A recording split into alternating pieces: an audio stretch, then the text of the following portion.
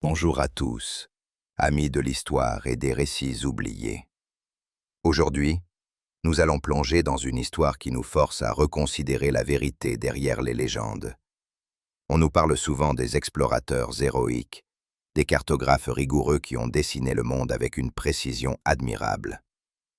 Mais qu'en est-il de ceux qui, loin des projecteurs de l'Académie, ont vécu une histoire bien plus brute, bien plus personnelle, dont les échos résonnent encore, non pas dans les grands livres d'histoire, mais dans le murmure du vent et le courant des rivières? Et si la véritable aventure ne se trouvait pas dans la découverte de terres inconnues, mais dans la redécouverte de soi, au-delà des cartes et des parchemins? Alors, avant que nous ne nous laissions emporter par ce courant narratif, prenez un instant pour vous installer confortablement. Si le voyage vous plaît, un simple clic sur le bouton « J'aime » serait une merveilleuse façon de soutenir ces explorations. Et si vous n'êtes pas encore abonné, n'hésitez pas à rejoindre notre communauté d'esprits curieux.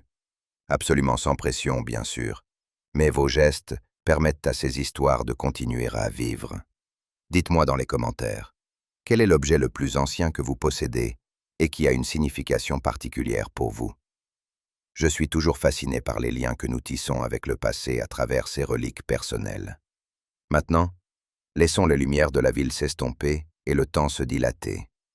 L'histoire nous attend. La lumière de ce jour de fin novembre, tamisée, presque liquéfiée en un gris uniforme, luttait avec une persistance vaine pour percer les hautes fenêtres, dont les carreaux anciens portaient la patine des siècles, de l'appartement d'Antoine Dubois, niché au cœur du vieux Montréal.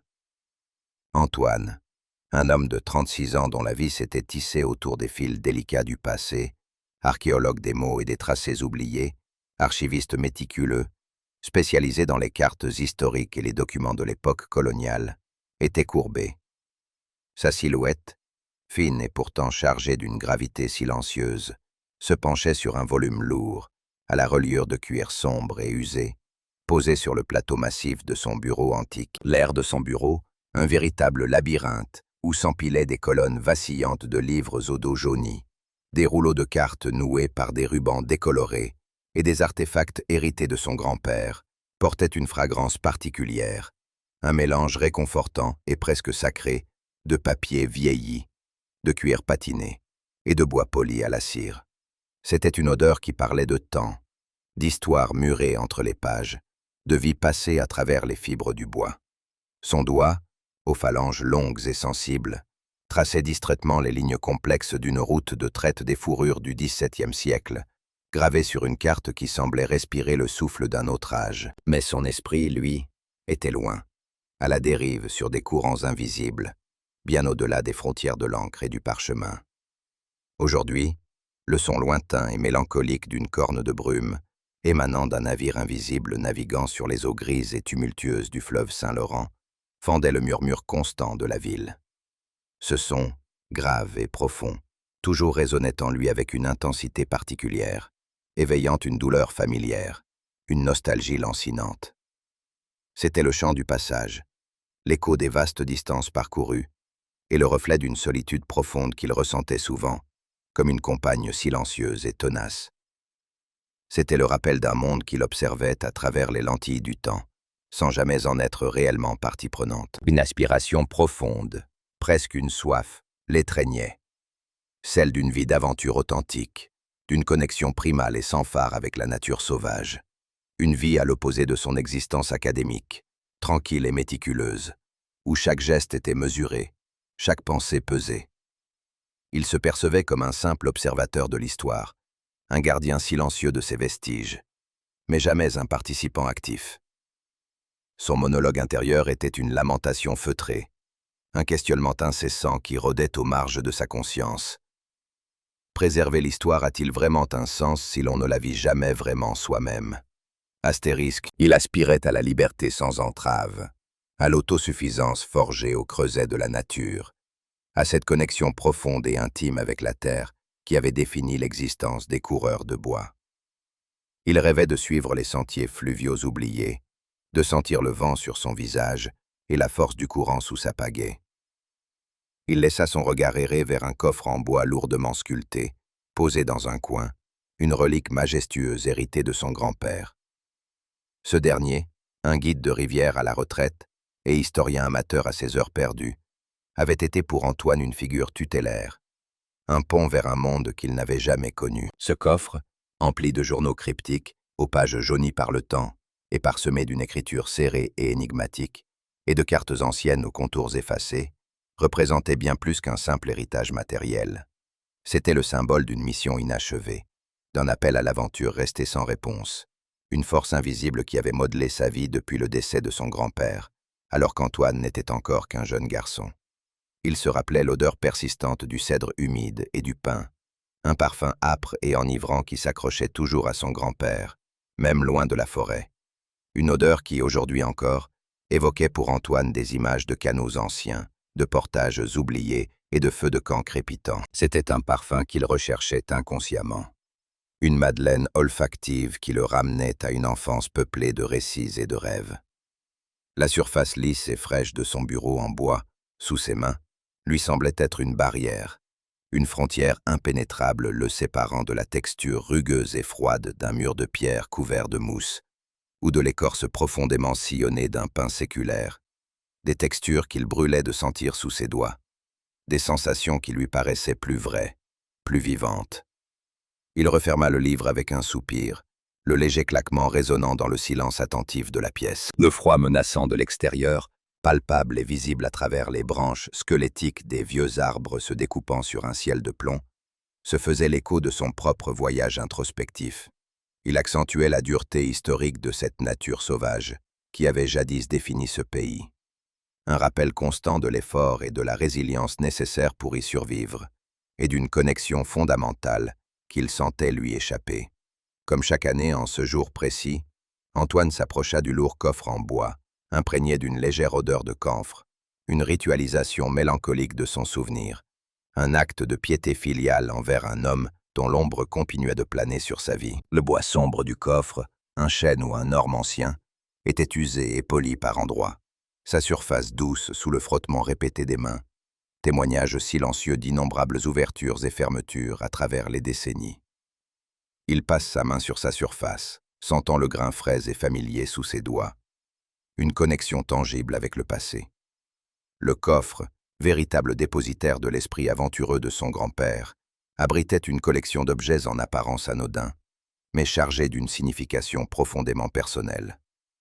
Des photographies fanées de paysages escarpés, aux couleurs passées par le temps et l'exposition, montrant des rivières impétueuses et des forêts denses sous un ciel immense. Une collection de pierres de rivière polies par le courant, aux formes parfaites, lisses et rondes, que son grand-père ramassait lors de ses expéditions. Un carnet de cuir usé, aux pages noircies par l'encre et les années, dont la couverture portait les stigmates de l'humidité et du temps. Et plusieurs petites figurines en bois, minutieusement sculptées, représentant des animaux de la forêt ou des visages aux traits marqués. Antoine entreprit la tâche méticuleuse de réorganiser son contenu. Chaque objet était soulevé avec précaution, comme une relique sacrée, dépoussiérée avec un chiffon doux, puis remise à sa place avec une précision quasi rituelle. L'air se chargea alors d'un arôme subtil et nostalgique de camphre, se mêlant aux effluves délicats de vieux papier et à l'écho fantomatique d'un cèdre humide, appelant les forêts où son grand-père avait tant navigué. Ses pensées dérivèrent vers son grand-père, un homme dont la voix s'emplissait d'une révérence qui frisait le spirituel lorsqu'il évoquait les coureurs de bois. Antoine se souvenait des récits de son aïeul, souvent contés au coin d'un feu de cheminée crépitant, leurs flammes dansant sur les murs, projetant des ombres mouvantes sur les visages. Des histoires d'intrépides voyageurs, des hommes et des femmes d'une force et d'une résilience inouïes, naviguant dans l'immensité sauvage et indomptée du Nord, leurs canots filant sur les eaux glaciales, leurs pagaies fendant le silence de la nature. Il marqua une pause, tenant entre ses doigts une pierre de rivière lisse, parfaitement arrondie, sa fraîcheur minérale contrastant de manière saisissante avec la chaleur de sa paume. Une mémoire haptique d'un monde au-delà des murs de son archive, un monde de vent, d'eau et de terre. C'est alors qu'en soulevant un faux fond, une caractéristique si courante dans les vieux meubles anciens, il remarqua une légère irrégularité, une subtile dénivellation, une souplesse imperceptible, que jamais auparavant il n'avait perçu. Son front se plissa de concentration, ses yeux d'archiviste scrutant la surface, analysant la légère déformation du bois. Il appuya fermement, avec une pression mesurée, sur le point qu'il venait d'identifier. Et avec un déclic doux, presque inaudible, un compartiment plus petit, astucieusement dissimulé, s'ouvrit en un mouvement fluide et inattendu. Son cœur fit un petit bond inattendu, une secousse électrique qui remonta le long de sa cage thoracique. Des particules de poussière, minuscules constellations scintillantes, dansèrent dans le mince filet de lumière grise qui filtrait à travers la fenêtre, illuminant cet espace secret, révélant ses profondeurs insoupçonnées, comme un secret gardé par le temps lui-même. Au sein de ce compartiment dissimulé, niché délicatement parmi des feuilles séchées dont l'arôme terreux flottait encore faiblement, et une fine couche de poussière qui témoignait du temps long de leur oubli, Antoine découvrit 2 objets. Le premier était une petite boussole en laiton, ternie par les années, son métal autrefois brillant désormais voilé par une patine vert-de-gris. Il la saisit, sa fraîcheur métallique provoquant un choc inattendu contre ses doigts, une sensation vive qui le ramenait brusquement au présent. Son aiguille, cependant, était obstinément bloquée, figée, pointant vers un nulle part indéfini. Elle devenait ainsi un symbole puissant, celui d'une direction perdue, d'un voyage inachevé, d'une vérité qui restait insaisissable, hors de portée de la simple lecture. Il la tourna et la retourna dans sa main, sentant son poids inattendu, un mélange curieux de frustration face à son immobilité et de fascination pour son mystère. Le second objet était un unique morceau de parchemin jauni et cassant, plié en un carré serré, comme une lettre d'un autre temps. Il le manipule avec une extrême délicatesse, ses instincts d'archiviste prenant le dessus, conscient de la fragilité de la matière sous ses doigts. Le parchemin craquela doucement alors qu'il le dépliait avec lenteur et infinie précaution. Il révéla un fragment de carte dessiné à la main, dans un style archaïque, ses lignes fanées mais encore discernables, comme un fantôme de tracé. Dans un coin, un symbole inhabituel et énigmatique se détachait. Une représentation stylisée d'un tourbillon de rivière, d'un remous, niché au sein d'un courant plus large et sinueux. En dessous, une inscription cryptique, à moitié effacée par l'usure du temps, était griffonnée dans un dialecte français ancien, presque oublié. Les lettres étaient complexes, certaines à peine lisibles, laissant deviner une langue parlée par les premiers colons et les trafiquants de fourrure, une langue de l'entre-deux-mondes. La respiration d'Antoine se bloqua dans sa gorge. Il se remémora vaguement une référence spécifique, extrêmement obscure, tirée d'un des journaux les plus ésotériques de son grand-père. Une mention fugace d'un champ oublié de la rivière et d'un passage caché. Cette découverte résonna profondément en lui, provoquant une agitation subtile mais profonde, un éveil de ce sentiment d'inachevé qu'il portait en lui depuis si longtemps. Il pensa à son rêve récurrent, se tenir seul sur la berge d'une rivière sauvage et turbulente, observant une figure solitaire et indistincte, dans un canot d'écorce de bouleau, disparaître silencieusement dans une brume épaisse et tourbillonnante. Le dos de cette figure lui était vaguement familier, mais toujours juste au-delà de la reconnaissance ou de la portée de sa mémoire. La boussole et la carte, maintenant, lui semblaient être des clés tangibles, capables de déverrouiller le mystère de cette figure insaisissable, de lui permettre enfin de reconnaître le visage de son propre passé. L'odeur métallique et légère de l'eau de rivière semblait presque imprégner le vieux parchemin, se mêlant à l'arôme persistant de la fumée de bois provenant de foyers lointains. Un écho sensoriel de la nature sauvage et de ses mystères. La découverte de ce fragment de carte et de cette boussole figée alluma en Antoine une flamme qui couvait en lui depuis des années. Un feu latent qui menaçait de s'éteindre sous le poids de son existence sédentaire. L'atmosphère grise et mélancolique de cette fin d'automne, qui s'étirait au-delà de sa fenêtre, lui semblait désormais moins oppressante, remplacée par une intensité nouvelle, une focalisation aiguë.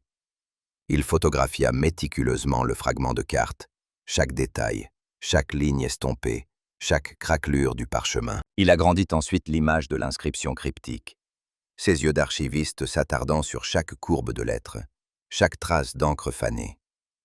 Les jours suivants furent une immersion totale dans ses propres archives personnelles. Les repas oubliés et les nuits blanches se succédèrent, les heures s'effaçant dans une quête frénétique. Son appartement, d'ordinaire un sanctuaire de contemplation tranquille et ordonné, se transforma en un centre de recherche effervescent, un chaos organisé de savoirs accumulés.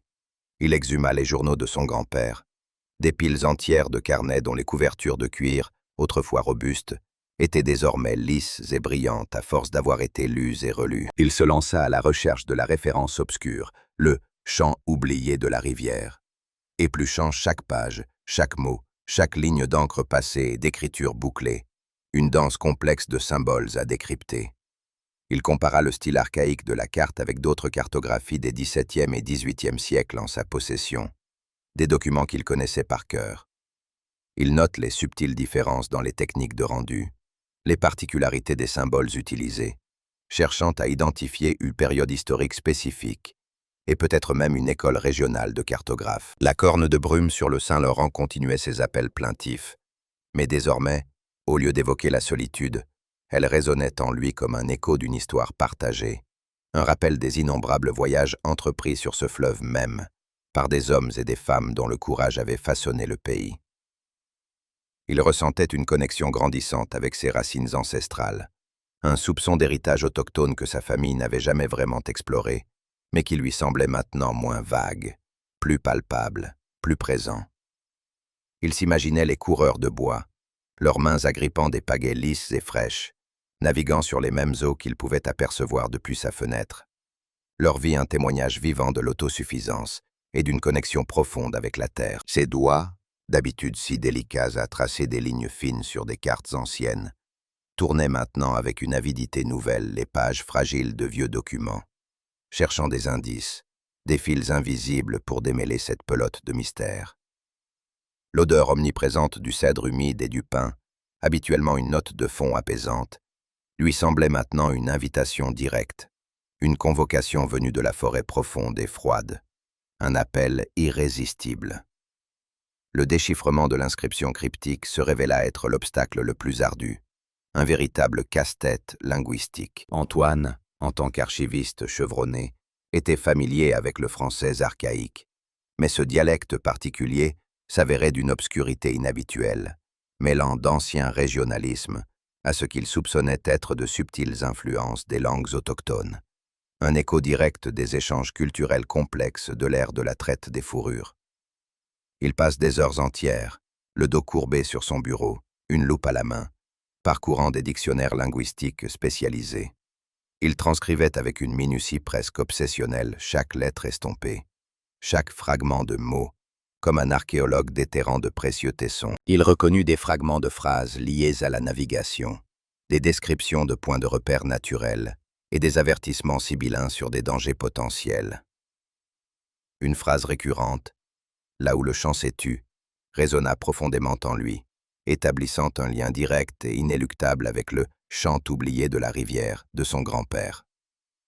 Le symbole énigmatique sur la carte, le tourbillon de rivière stylisé, commença à prendre un sens nouveau, suggérant non seulement un lieu physique, mais peut-être aussi une dimension métaphorique.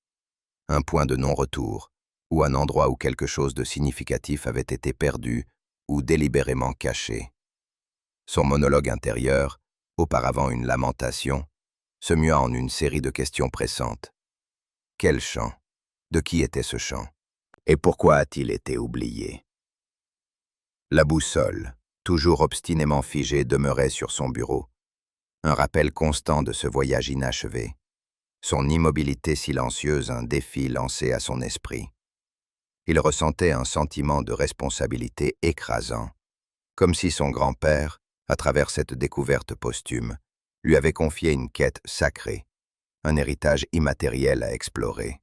L'idée de simplement préserver l'histoire lui semblait désormais insuffisante, presque futile. Il était maintenant confronté à l'impératif de la découvrir et de la revivre, de la faire sienne. Il se rappela la surface fraîche et usée d'une vieille pagaie en bois de la collection de son grand-père, imaginant les mains qu'il avait jadis agrippées, les muscles qui avaient propulsé un canot à travers des eaux turbulentes. Le contraste avec sa propre existence calme et méticuleuse s'accentua, alimentant son désir secret d'évasion, son aspiration à une vie plus brute. La lumière grise et tamisée de l'extérieur semblait s'infiltrer dans la pièce, accentuant le poids du mystère historique qu'il tentait de démêler, comme une ombre portée sur son âme. Réalisant les limites de sa propre expertise dans un dialecte aussi spécifique et oublié, Antoine prit la décision de solliciter une aide extérieure. Il se tourna vers le docteur Geneviève Moreau, une historienne linguistique renommée, travaillant à l'université locale, célèbre pour ses travaux pionniers sur le patois québécois ancien et les influences des langues autochtones dans le français colonial. Il organisa une rencontre dans son bureau tranquille, un espace tapissé de livres du sol au plafond, imprégné du même parfum de vieux papier et de dévotion savante que le sien, mais habité d'une autorité intellectuelle différente, plus pointue. Il apporta avec lui le fragment de carte et ses notes transcrites, les disposant avec soin sur le bureau de la docteure. Le docteur Moreau, une femme à la fin de la cinquantaine, aux yeux vifs et pénétrants, examina le parchemin avec la révérence d'une érudite, ses doigts effleurant la surface avec une délicatesse qui traduisait un profond respect pour l'objet et son histoire. Elle reconnut immédiatement le mélange linguistique inhabituel, confirmant les soupçons d'Antoine concernant les influences autochtones. Elle expliqua que ce dialecte particulier, un véritable jargon des voyageurs, était souvent utilisé dans des contextes commerciaux spécifiques, servant de pont linguistique entre les colons européens et les diverses Premières Nations. Sa voix était calme, académique, mais portait en elle une passion sous-jacente pour son sujet, une flamme discrète mais puissante. « Ce n'est pas juste une carte, monsieur Dubois », déclara-t-elle, son doigt traçant l'inscription avec une précision d'orfèvre. C'est un dialogue, une conversation perdue dans le temps. Elle désigna une séquence de mots qui, traduits grâce à sa connaissance spécialisée, révélait un détail poignant. Le sentier des ancêtres, où l'esprit du castor sommeille, et le murmure de l'eau porte le nom oublié. Cette phrase spécifique, avec ses connotations clairement spirituelles et ancestrales, résonna profondément avec le vague sentiment d'héritage autochtone qu'Antoine portait en lui. La corne de brume, faiblement audible à travers les épais murs du bâtiment universitaire, semblait moins mélancolique maintenant, plus comme un appel persistant, l'exhortant à avancer. Il sentit un changement tangible en lui, une rupture du décalage qu'il avait ressenti avec ses racines, une connexion qui s'établissait enfin. Avec la traduction du docteur Moreau, le fragment de carte commença à livrer ses secrets les plus intimes. Le symbole énigmatique du tourbillon de rivière, combiné à la phrase « où l'esprit du castor sommeille », pointait désormais vers un lieu spécifique, historiquement significatif, le long d'un affluent moins connu du Saint-Laurent. Un endroit probablement essentiel pour la traite des fourrures, et peut-être même un site sacré pour les communautés autochtones. Un lieu où la nature et le spirituel se rencontraient. Le nom oublié, mentionné dans l'inscription, suggéra le docteur Moreau, pourrait faire référence à un individu, à un clan entier, ou même à un événement spécifique délibérément effacé ou négligé dans les registres coloniaux officiels. Antoine retourna à son appartement, l'esprit en pleine effervescence, chaque pensée une étincelle. Il déploya le fragment de carte à côté du journal le plus cryptique de son grand-père, un volume rempli de croquis de flore et de faune locale, et de méditations philosophiques sur l'âme de la rivière. Il y trouva une entrée correspondante, un croquis à peine lisible du même symbole de tourbillon de rivière, accompagné d'une seule ligne poétique. Le chant perdu n'est jamais vraiment éteint. Il attend d'être retrouvé par ceux qui écoutent le vent. Cette découverte confirma sa conviction grandissante. Son grand-père n'était pas un simple historien amateur, mais un véritable gardien de ce secret, laissant derrière lui des indices pour qu'Antoine puisse les suivre.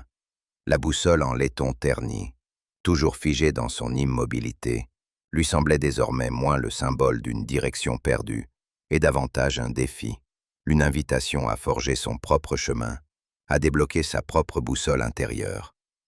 Il réalisa que le voyage ne consistait pas seulement à trouver un lieu physique, mais à établir une connexion profonde avec ses racines ancestrales, avec l'esprit de la terre, et avec l'homme que son grand-père avait véritablement été. L'odeur omniprésente du cèdre humide et du pin lui semblait maintenant une étreinte chaleureuse, un accueil dans un héritage oublié.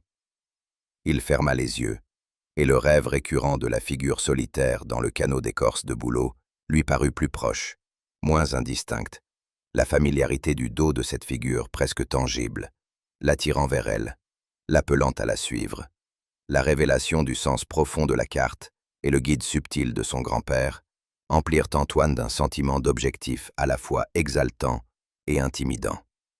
La beauté austère et grise de la fin de l'automne, avec son air vif et humide, lui semblait désormais moins mélancolique et plus vivifiante, comme si la nature elle-même l'encourageait. Il se tenait près de sa fenêtre, contemplant le Saint-Laurent, son étendue vaste et lente reflétant le ciel de plomb, comme un miroir des âges. Le fleuve, artère historique omniprésente, semblait vibrer des échos de siècles de passage, de vies et de destins. Il savait ce qu'il devait faire. Il devait suivre la carte. L'idée de quitter son existence académique, tranquille et méticuleuse, pour l'aventure brute de la nature sauvage, même un voyage symbolique et de courte durée, l'emplissait à la fois d'appréhension et d'une profonde anticipation. Son monologue intérieur était un torrent d'émotions contradictoires, un débat houleux au sein de son esprit. Suis-je vraiment capable de cela? Je n'ai fait qu'observer l'histoire, jamais la vivre. Et si j'échoue? Et si je ne trouve rien? Juste des bois vides et silencieux. Pourtant, sous ce doute lancinant, un courant plus fort l'attirait irrésistiblement. Le désir ardent d'expérimenter la liberté, l'autosuffisance et la connexion profonde avec la terre qui avait défini les coureurs de bois, de trouver un sentiment d'appartenance et un but, au-delà des limites de ses livres et de ses archives. Il pensa à la surface lisse, fraîche et usée d'une vieille pagaie en bois, puis à la texture rugueuse et froide d'un mur de pierre couvert de mousse. Ce contraste, autrefois source de déconnexion, devenait maintenant un pont entre ces deux mondes, une voie de passage. Le rêve récurrent de la figure solitaire dans le canot s'intensifia, le dos de cette figure presque reconnaissable, l'exhortant à réduire la distance qui les séparait. La corne de brume du navire, grave et résonnante, lui parut un appel final et indubitable, une sommation à laquelle il ne pouvait plus échapper. Il prit sa décision, une résolution silencieuse et inébranlable s'installant en lui, comme le gel sur le sol de novembre. Les préparatifs d'Antoine furent à la fois pragmatiques et empreints d'un poids symbolique. Il acquit l'équipement de base pour le temps froid, adapté à une excursion de fin d'automne en dehors de la ville. Des bottes résistantes et imperméables, de la laine épaisse pour l'isolation, une veste coupe-vent et imperméable. Il étudia avec une minutie d'expert les cartes topographiques de la région identifiée par le docteur Moreau, repérant l'affluent probable et le méandre spécifique de la rivière où l'esprit du castor sommeil pourrait résider. Chaque courbe de niveau, chaque bosquet, chaque étendue d'eau était analysée, visualisée. Il prépara un petit sac à dos, y glissant avec soin un thermos de thé chaud, des provisions énergétiques, une paire de jumelles pour observer les lointains, et surtout, la boussole en laiton terni et le fragment de carte originale, précieusement protégé dans une pochette étanche. Il manipula la boussole, son aiguille toujours figée, mais il en comprenait maintenant le véritable sens. Elle n'était pas destinée à indiquer une direction physique, mais une direction spirituelle, le guidant vers l'intérieur de lui-même, vers la découverte de son propre chemin. Avant de partir, il prit un moment dans son bureau, s'attardant sur le coffre en bois sculpté de son grand-père. Il passa sa main sur sa surface usée, une promesse silencieuse faite à son ancêtre, une promesse de continuer l'œuvre inachevée. L'odeur omniprésente du cèdre humide et du pin lui parut plus forte que jamais. Une présence réconfortante, une bénédiction pour son voyage, un souffle de la forêt sur son départ. Il ressentait une profonde connexion, comme si l'esprit de son grand-père guidait ses mains, lui murmurant des encouragements dans le vent invisible. Il ferma la porte de son appartement, le léger claquement résonnant dans l'ancien couloir de pierre du vieux Montréal, un adieu définitif à sa vie purement académique, et une étreinte tranquille de l'inconnu, du monde qui l'attendait.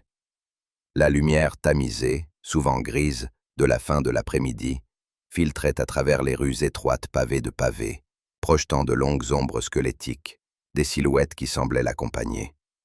Antoine roula vers le nord le long du Saint-Laurent, le fleuve majestueux l'accompagnant, ses eaux grises et tumultueuses sous un ciel couvert qui promettait la pluie ou la neige. Chaque kilomètre le menait plus loin de l'étreinte historique de la ville. Chaque tournant l'enfonçant plus profondément dans un paysage qui se faisait de plus en plus sauvage, même à une distance relativement courte de Montréal. L'air devint plus froid, portant avec lui le goût distinct, métallique, de l'eau de rivière, et l'arôme subtil de la fumée de bois provenant de chalets isolés et lointains, discrets sentinelles de la forêt.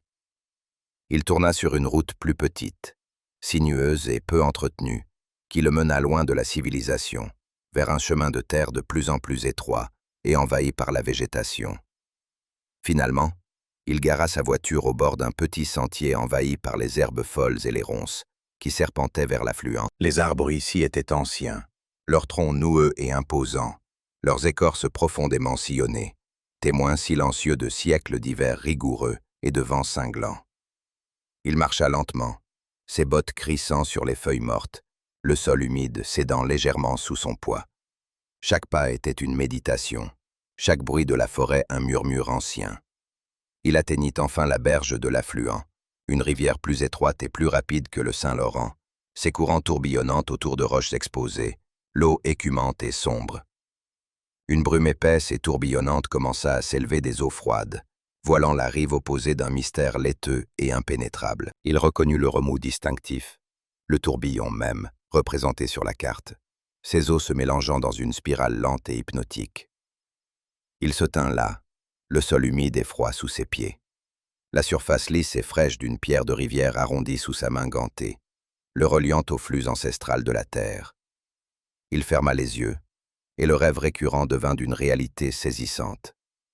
Il était debout sur cette même berge, regardant la figure solitaire dans le canot d'écorce de bouleau disparaître silencieusement dans la brume. Mais cette fois, alors que la figure tournait légèrement, Antoine entrevit furtivement un profil, non pas celui de son grand-père, mais un profil indéniablement le sien, un reflet inattendu de son propre héritage ancestral. Le dos de la figure, autrefois indistinct, portait maintenant le poids de sa propre lignée, une connexion profonde avec les coureurs de bois, avec ses racines autochtones, avec les innombrables générations qui avaient navigué sur ses eaux. La corne de brume, bien que lointaine, ne sonnait plus mélancolique, mais triomphante, comme une célébration de la découverte et de la renaissance. Une nouvelle direction s'ouvrait devant lui. Non pas une bifurcation sur une carte, mais une réorientation profonde de son être.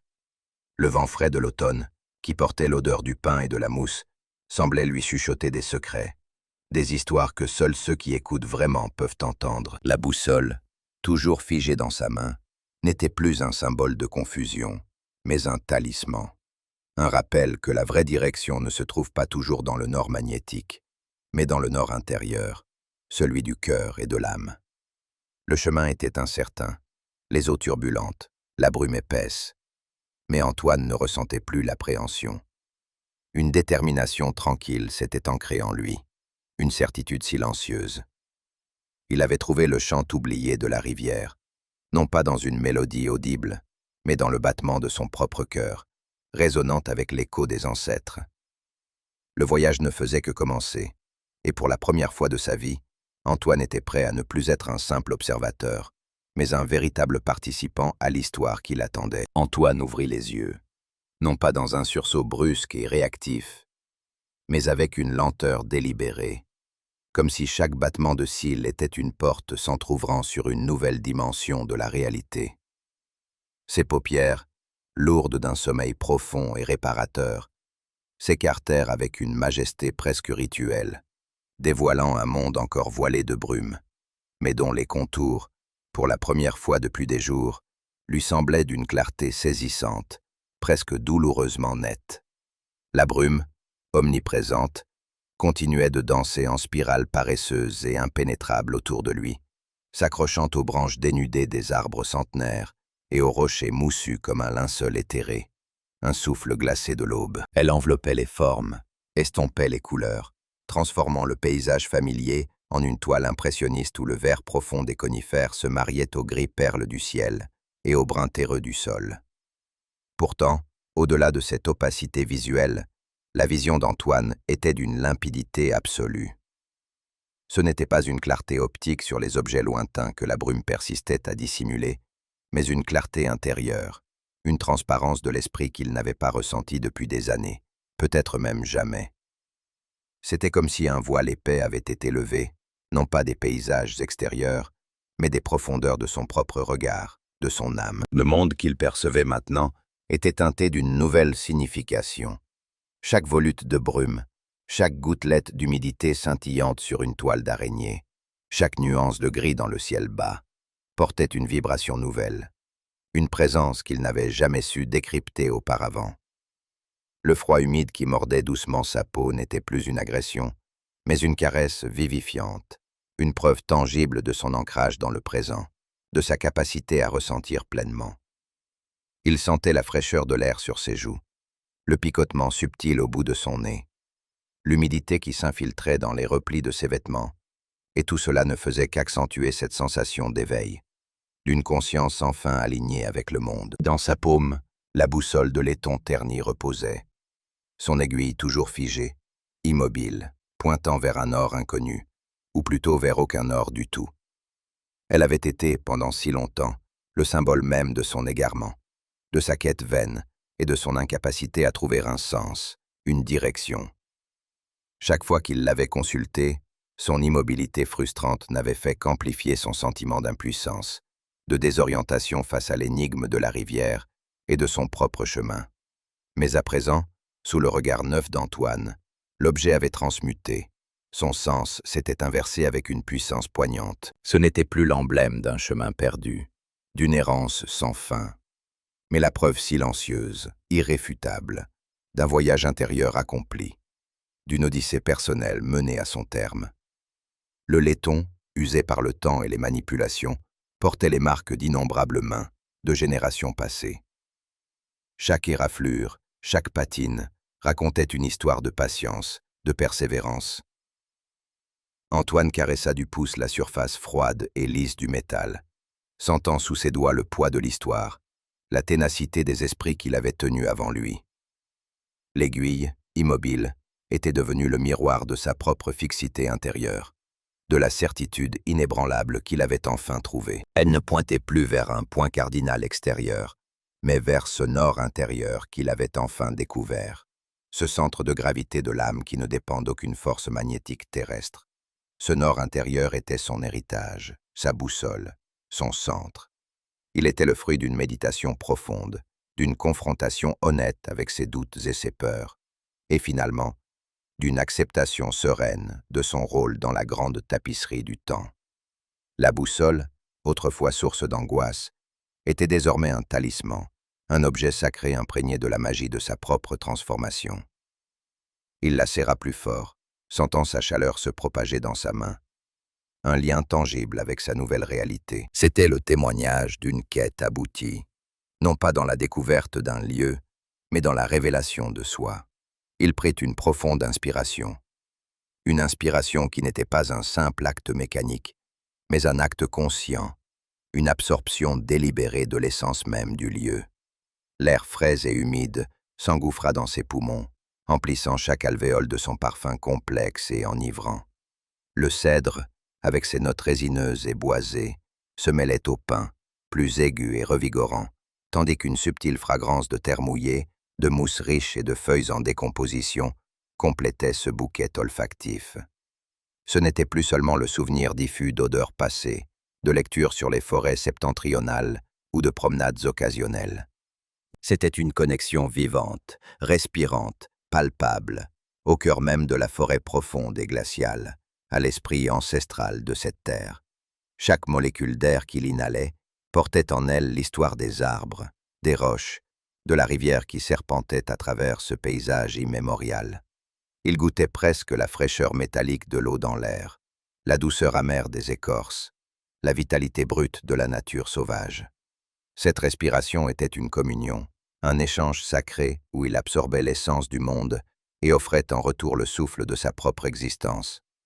Il sentait ses poumons se dilater, son diaphragme s'abaisser, et une énergie nouvelle, pure et indomptable, se répandre dans tout son être. Cette sensation était si intense qu'il ferma un instant les yeux pour mieux l'assimiler. pour laisser cette connexion s'ancrer plus profondément en lui. Il n'était plus un étranger de passage, un simple observateur des merveilles de la nature. Il était une partie intégrante de cet écosystème, un fils de cette terre, son corps et son esprit résonnant avec les battements lents et puissants du cœur de la forêt. Le froid ne le transperçait plus, il l'enveloppait, le fortifiait, le rendait plus présent, plus vivant. Un sentiment profond d'appartenance, une paix tranquille et inébranlable, s'installa en lui, se répandant comme une douce chaleur depuis son plexus solaire jusqu'à la pointe de ses doigts et de ses orteils. Ce n'était pas une émotion fugace, une joie éphémère, mais un état d'être, une harmonie retrouvée après des années de dissonance. Il sentait chaque tension se relâcher dans ses épaules, le nœud de ses préoccupations se défaire dans sa poitrine, et son esprit, autrefois agité par 1000 questions sans réponse, se calmait en une étendue sereine. Les bruits de la forêt, jadis perçus comme un simple fond sonore, se transformèrent en une symphonie apaisante. Le bruissement délicat des feuilles mortes sous le vent léger, le murmure lointain de la rivière qui s'écoulait inlassablement, le chant mélancolique d'un oiseau solitaire, tout contribuait à cette sensation de plénitude. C'était une paix qui n'était pas l'absence de bruit, mais l'absence d'agitation intérieure. Une réconciliation avec lui-même et avec le monde. Il comprit alors que cette appartenance ne venait pas d'un lieu physique, mais d'une reconnaissance de son propre lignage, de sa place au sein de la grande chaîne de l'existence. Il était connecté à la terre par les racines de ses ancêtres, à l'air par le souffle partagé avec les arbres, à l'eau par le cycle éternel des rivières et des nuages. Cette révélation, à la fois douce et puissante, le submergea d'une gratitude immense. Il n'avait plus besoin de chercher sa place, il l'avait trouvée, non pas en la conquérant, mais en l'acceptant. Il était chez lui, enfin, dans son propre cœur, et dans le cœur de cette nature sauvage qu'il avait appelée. Il comprit, avec une clarté fulgurante qui illumina les recoins les plus sombres de son esprit, que le chant oublié de la rivière n'était pas une simple énigme historique à résoudre, ni une légende locale à déterrer de vieux parchemins jaunis. C'était un appel, une invitation vibrante et impérieuse à écouter les murmures de son propre héritage, à tendre l'oreille aux voix silencieuses de ses ancêtres qui résonnaient dans le vent, dans l'eau, dans la pierre même. La chanson n'était pas une mélodie audible, mais une vibration, une fréquence, la somme de toutes les histoires, les luttes, les joies et les peines de ceux qui l'avaient précédé. Il sentait cette résonance au plus profond de ses os, comme un écho lointain mais puissant, une mélopée ancestrale qui s'éveillait en lui. Cette compréhension transcendait la simple connaissance factuelle. C'était une sagesse incarnée, une vérité qui s'était inscrite dans chaque fibre de son être. Il s'agissait de trouver sa propre place au sein de la grandiose narration de ses ancêtres, de se reconnaître comme un maillon essentiel d'une chaîne ininterrompue. Les visages de ses grands-parents, les récits fragmentés de leur vie laborieuse, les légendes familiales qu'il avait toujours considérées avec une distance d'érudit, prenaient soudain une nouvelle dimension, une nouvelle urgence. Il n'était plus seulement le gardien de leur mémoire, mais le dépositaire vivant de leur esprit, le porteur de leur flamme. La tâche n'était pas d'archiver le passé, mais de l'incarner, de le faire revivre à travers ses propres expériences, ses propres choix. Le chant oublié, il le réalisait, était son propre chant, le son de son âme réconciliée avec son histoire. Il n'était plus, comme il l'avait été si longtemps, un simple observateur de l'histoire, un érudit penché sur des parchemins et des registres, distant et détaché. Ce rôle, qu'il avait embrassé avec passion et rigueur, lui semblait désormais incomplet, presque insuffisant. Il était dorénavant un participant actif, un acteur à part entière dans le drame continu de l'existence, porteur d'un héritage précieux qu'il lui incombait de faire prospérer. Le passage de l'observation à la participation n'était pas un simple changement de perspective, mais une véritable métamorphose de son être. Il sentait le poids de cette responsabilité nouvelle, mais ce n'était pas un fardeau, c'était un privilège, une source d'énergie et de détermination. Il n'était plus seulement le narrateur des vies passées, mais le continuateur de leurs récits, l'artisan de leur postérité.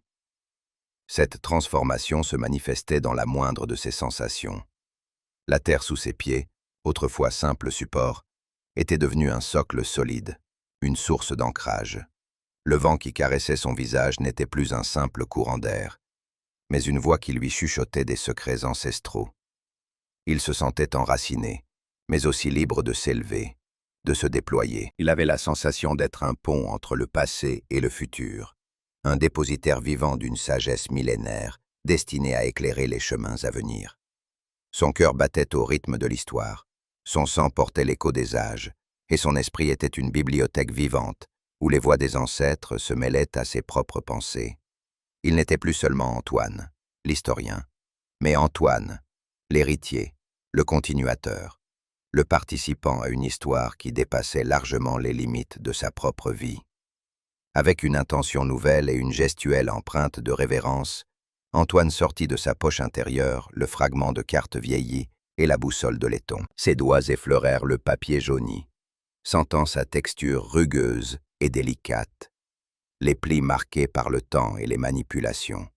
Le froissement léger de l'ancien parchemin résonna dans le silence brumeux, un son à la fois familier et chargé d'une signification renouvelée.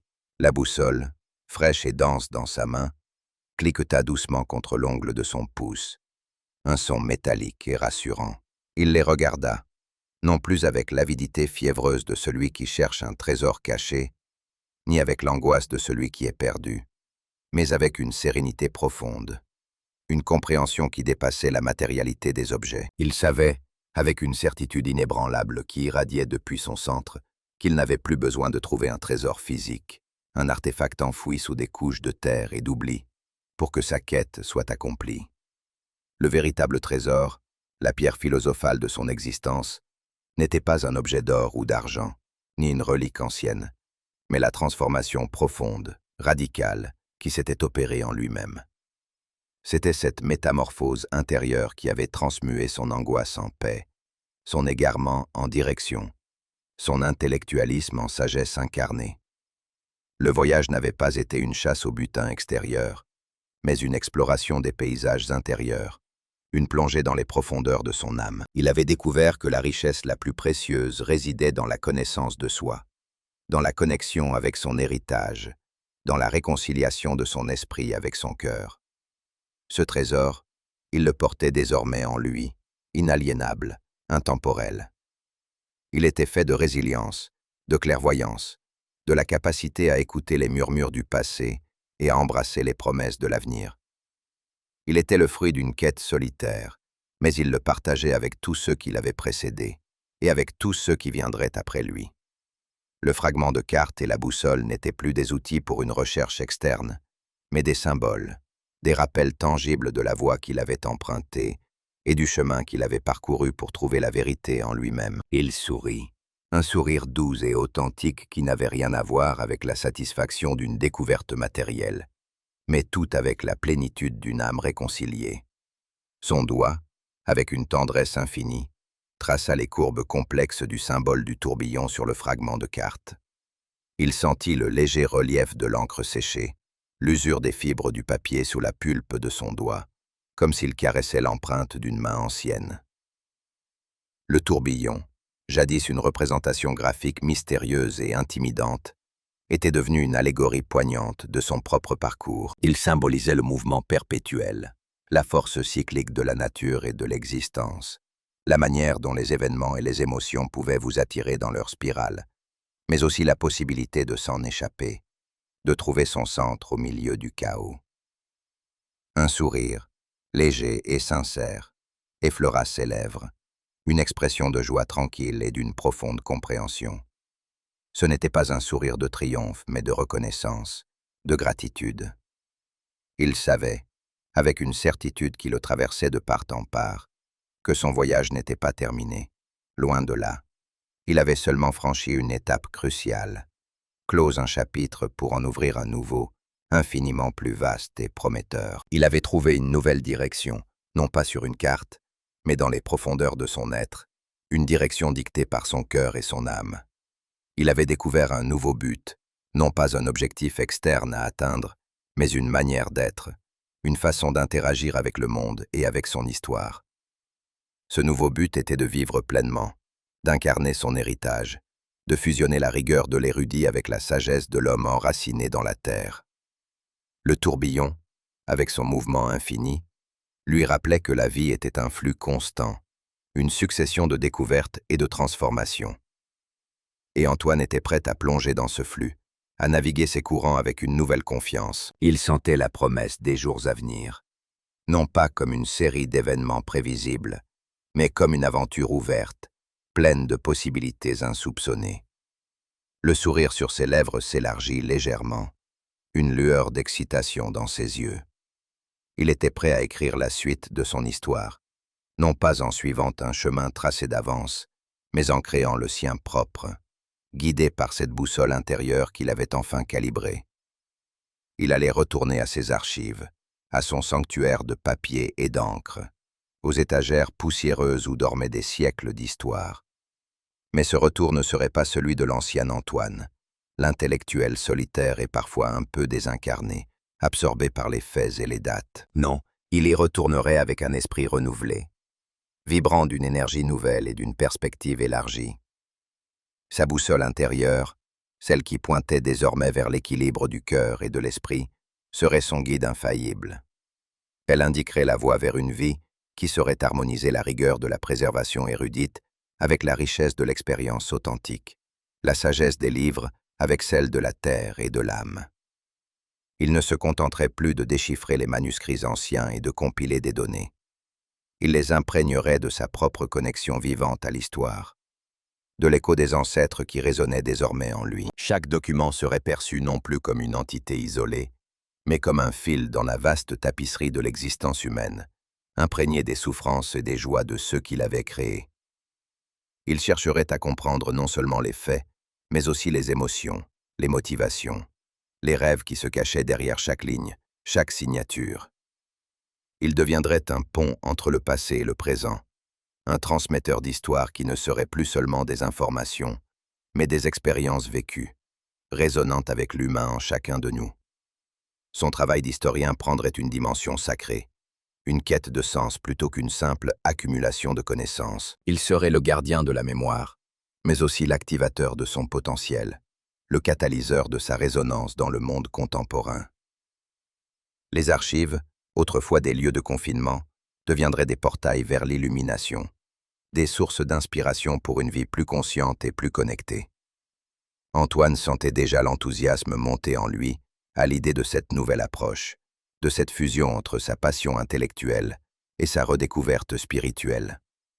Il était prêt à redéfinir son rôle, à transcender les limites de sa discipline, pour embrasser une vocation plus profonde et plus holistique. Il raconterait l'histoire du chant oublié, non pas seulement à travers le prisme froid et objectif des documents et des analyses scientifiques, mais à travers sa propre connexion vivante à la terre et à ses ancêtres. Sa voix, imprégnée de l'expérience de cette quête personnelle, porterait une authenticité, une résonance que les mots seuls ne pouvaient égaler. Il ne serait plus un simple interprète de faits passés, mais un témoin vivant, un narrateur dont l'histoire personnelle se mêlerait inextricablement à celle qu'il s'efforçait de faire revivre. Il parlerait de la brume qui l'avait aveuglé et de la clarté qu'il avait trouvée, du silence qui l'avait assourdi et de la mélodie qu'il avait enfin entendue. Il partagerait les parfums de cèdre et de pin qui avaient empli ses poumons, la sensation de la pierre froide sous ses doigts, l'écho des voix ancestrales dans le vent.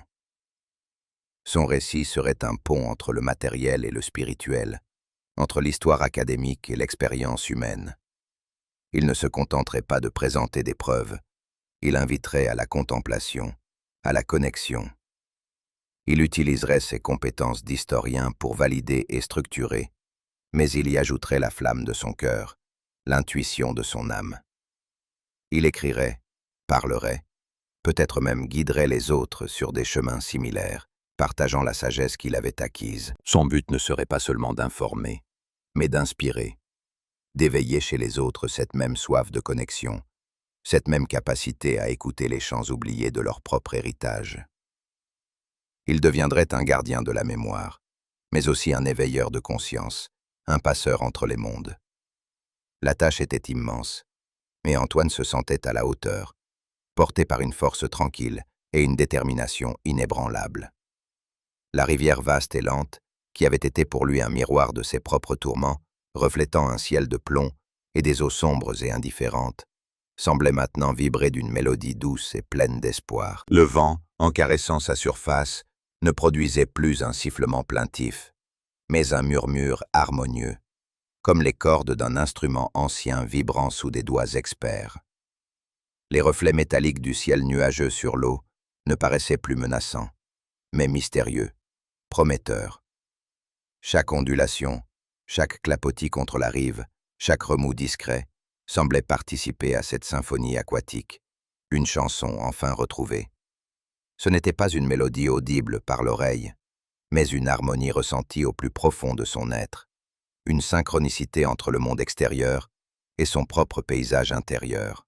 La rivière, avec sa puissance tranquille et son flux ininterrompu, était devenue le symbole de la vie elle-même, de la persévérance et de la transformation. Elle lui parlait de la continuité, de la manière dont le passé se fondait dans le présent pour façonner l'avenir, tout comme ses eaux s'écoulaient éternellement vers l'océan.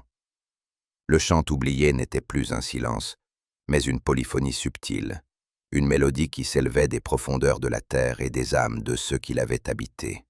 Antoine sentait son cœur s'ouvrir à cette musique, à cette vibration universelle. Il faisait partie de ce chant.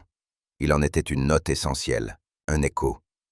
Il était enfin en phase avec le rythme du monde, avec le pouls de l'existence.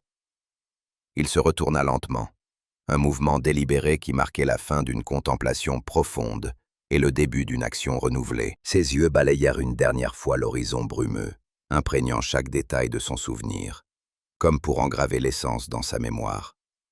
Le chemin du retour l'attendait, mais il n'était plus le même homme à l'emprunter. Le voyage intérieur l'avait transformé. Son regard tomba sur un mur de pierre moussue, un entrelac de roches brutes et anciennes, recouvertes d'un tapis doux et humide de mousse émeraude. Autrefois, il l'aurait perçu comme un simple élément du paysage, un vestige du passé, froid et indifférent.